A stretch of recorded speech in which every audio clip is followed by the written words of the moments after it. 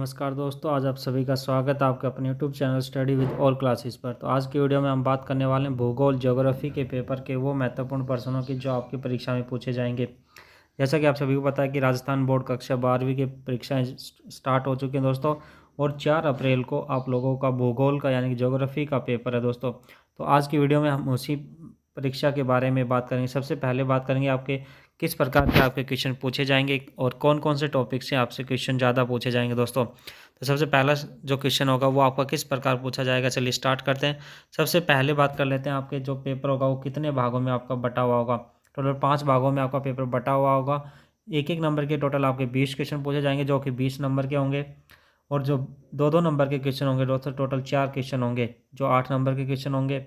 3-3 number वाले दोस्तों 4 question पूछे जाएंगे, 4-4 नंबर वाले 2 क्वेश्चन पूछे जाएंगे, और 4-4 और दोस्तों 4-4 नंबर वाले फिर से 2 क्वेश्चन पूछे जाएंगे। टोटल आपका यहाँ पर देखिए दोस्तों पूरा डिवाइड किया गया ए बी सी डी और ई 5 भागों में आपका पेपर बटा होगा। तो सबसे पहला जो पर्सन होगा दोस्तों आपका जो खंड ए की बात करते हैं यानी सेक्शन ए की, जो आपके सारे ऑप्शन टाइप क्वेश्चन पूछे जाएंगे।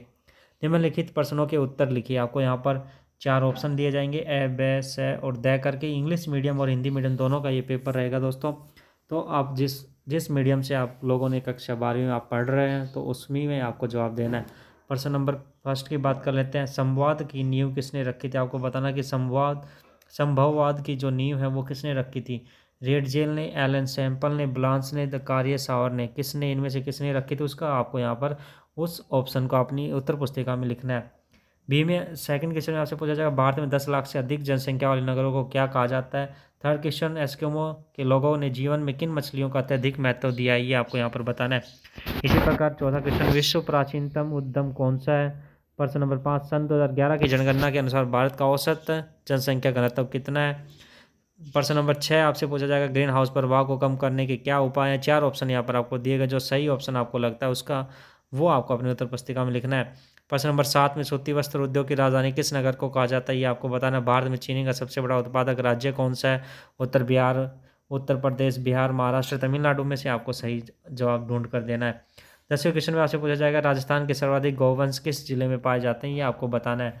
इसी प्रकार दोस्तों जो यहाँ पर 10वें क्वेश्चन तक आपके जो ऑप्शन टाइप क्वेश्चन थे एक एक नंबर वाले वो खत्म हो जाते हैं। अब बात करते हैं जो एक एक नंबर के क्वेश्चन होंगे लेकिन जिनमें ऑप्शन आपको यहाँ पर नहीं दिया जाएगा।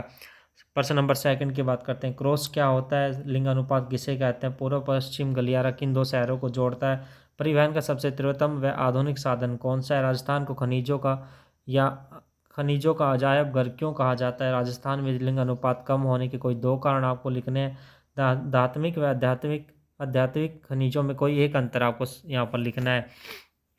यहाँ पर आपके एक एक नंबर के क्वेश्चन खत्म होते हैं। अब बात करते हैं प्रश्न नंबर 9 से 11 की।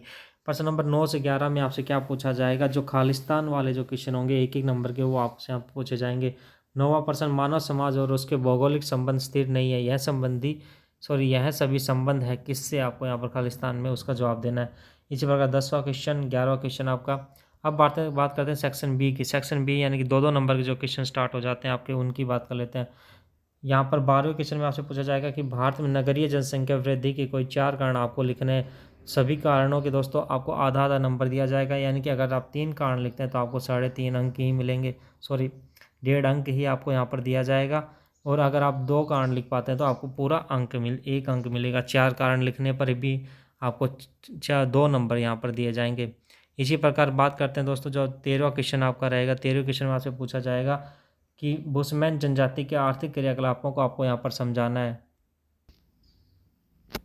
बुशमैन जनजाति के आर्थिक क्रियाकलापों को समझाना है, जिसके लिए आपको 2 अंक दिए जाएंगे। इसमें भी आपको चार तरीके आपको बताना है, 4 क्रियाकलाप आपको यहाँ पर बताना। 14वां क्वेश्चन आपको तृतीयक व्यवसाय से आप क्या समझते हैं, इसके बारे में आपको बताना है। जल प्रदूषण के नियंत्रण के हेतु 4 उपाय आपको बताने हैं दोस्तों। खंड सी की बात कर लेते हैं। सेक्शन सी की जो आपका होगा 3-3 नंबर के जो क्वेश्चन होंगे वो आपको किस प्रकार पूछे जाएंगे। 3-3 नंबर वाले क्वेश्चन, पशुचारण की समालोचना कीजिए। इसके अथवा में आपसे पूछा जाएगा कि भारत में उद्योगों के विकास के लिए कोई 3 सुझाव आपको देने, जिसके लिए 1 अंक आपको दिया जाएगा प्रत्येक सुझाव के लिए। प्रश्न नंबर 17 सघन व प्रकीर्ण अधिवास में कोई 3 अंतर आपको बताने हैं। अथवा में पूछा जाएगा मानव अधिवासों का वर्गीकरण प्रस्तुत कीजिए। 18वें क्वेश्चन में आपसे पूछा जाएगा कि भारत में जनसंख्या वृद्धि को नियंत्रित करने के 3 उपाय आपको समझाने हैं। इसके अथवा में भारत में साक्षरता दर बढ़ाने के 3 कोई सुझाव आपको यहाँ पर देने हैं। प्रश्न नंबर 19 आपका 3 नंबर का क्वेश्चन रहेगा। इसमें आपसे पूछा जाएगा कि भारत में सूती वस्त्र उद्योग के स्थानीयकरण को प्रभावित करने वाले कोई 3 कारणों का वर्णन आपको स्पष्ट करना है। सड़क परिवहन की व्याख्या आपको करनी है, जिसके लिए आपको 3 अंक दिए जाएंगे। यहाँ पर आपको 3-3 नंबर वाले क्वेश्चन खत्म होते हैं। हम बात करते हैं सेक्शन डी की। सेक्शन डी से आपके दोस्तों 4-4 नंबर वाले क्वेश्चन शुरू हो जाएंगे, जो कि आपकी परीक्षा के लिए बहुत ही महत्वपूर्ण है, क्योंकि 4-4 नंबर वाले जो क्वेश्चन होते हैं वो रिपीट होते रहते हैं और वो आपकी परीक्षा में 101% पूछे जाएंगे। 20वां क्वेश्चन जो आपका होगा वो क्या होगा दोस्तों, कि दिए गए विश्व के रेखा मानचित्र पर निम्नांकित लौह इस्पात उत्पादक केंद्रों को अंकित आपको करना है, यानी कि मानचित्र पर आपको दर्शाना है कि कहाँ क्या क्या दर्शाना, क्या बेफेलो आपको दर्शाना है, कहाँ पर होता है सेंटोस, सार, ओसाका। अथवा में भी आपसे यही पूछा जाएगा कि दिए गए विश्व के रेखा मानचित्र निम्नलिखित सघन जनसंख्याओं वाले देशों को आपको दर्शाना है। चीन, जापान, दक्षिण कोरिया, बांग्लादेश। इनमें से जो आपको सही लगे ना, जो आपको आसानी से आप अपने मानचित्र पर दर्शा सकते हैं, जो आपने अच्छे से पढ़ा हो, उसी वही क्वेश्चन आपको यहाँ पर चूज करना है, जिसके लिए टोटल आपको 4 अंक मिल जाएँ और आप परीक्षा में अच्छे नंबरों से पास हो जाएँ। प्रश्न नंबर 21 की बात करते हैं। प्रश्न नंबर 21 में दिए गए भारत के रेखा मानचित्र में कि सूती वस्त्र उद्योगों केंद्र को आपको अंकित करना है। सूती वस्त्र कौन कौन से दोस्तों, राजकोट, मदुरई, ब्यावर और भीलवाड़ा, आपको चारों को और इसी अथवा में आपसे पूछा जाएगा कि प्रमुख जो औद्योगिक नगर हैं आपके, उनको आपको मानचित्र पर दर्शाना है। चित्तौड़गढ़, जयपुर, चेन्नई और श्रीनगर को।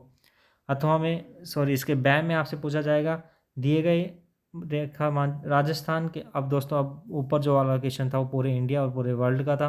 अब बात करते हैं राजस्थान की।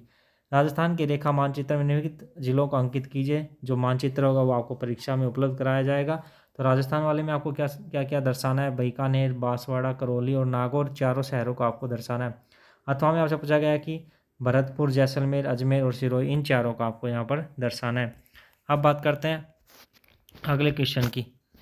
सेक्शन ई की बात कर लेते हैं। सेक्शन ई में आपसे क्या पूछा जाएगा, सेक्शन ई में आपसे पूछा जाएगा टोटल 4-4 नंबर वाले क्वेश्चन होंगे। इसमें 22वां क्वेश्चन, विश्व में जनसंख्या घनत्व को प्रभावित करने वाले आर्थिक कारकों की व्याख्या करनी है। इन क्वेश्चनों का जो भी आंसर होगा दोस्तों आपको अच्छे से देना है, ताकि आपको पूर्ण अंक मिले।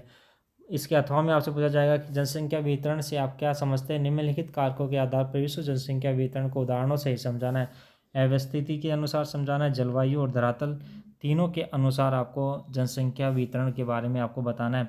अथवा में आपसे पूछा जाएगा कि जनसंख्या की व्यावसायिक संरचना पर आपको लेख लिखना है। इसी प्रकार जो 23वां क्वेश्चन रहेगा, 23वें क्वेश्चन में आपसे क्या पूछा जाएगा कि राजस्थान में डेयरी उद्योगों के विकास हेतु अपने सुझाव आपको देना है। राजस्थान में सिंचाई की सुविधाओं के विकास हेतु अपने सुझाव आपको देने हैं। राजस्थान में जनसंख्या वृद्धि का विश्लेषणात्मक अध्ययन आपको करना है। यहाँ पर टोटल आपके सभी क्वेश्चन खत्म हो जाते हैं, 4-4 नंबर वाले दोस्तों। अब बात करते हैं दोस्तों, आपका ये जो पेपर है ये आपकी परीक्षा के लिए बहुत ही महत्वपूर्ण है, क्योंकि इसमें सभी महत्वपूर्ण प्रश्न आपको यहाँ पर दिए गए हैं। अगर आपको अपनी परीक्षा में अच्छे मार्क्स चाहिए तो इन क्वेश्चनों को आप अच्छे से याद कर लीजिए। और इससे पहले भी मैंने 1-2 वीडियो डाली हैं, उनको तो आप ज़रूर देखें। अपने YouTube channel study with all classes को सब्सक्राइब करना बिल्कुल ना भूलें, और जितना हो सके उतना इस वीडियो को फैलाएं, ताकि आपके दोस्त जो हैं, आपके बहन भाई जो हैं, आपके छोटे जो कक्षा 12 में पढ़ते हैं राजस्थान बोर्ड से, तो उनको इस वीडियो के बारे में पता चले और उनको अपने YouTube channel study with all classes के बारे में पता चले। तो दोस्तों बने रहे अपने YouTube channel study with all classes पर, और सभी दोस्तों का धन्यवाद।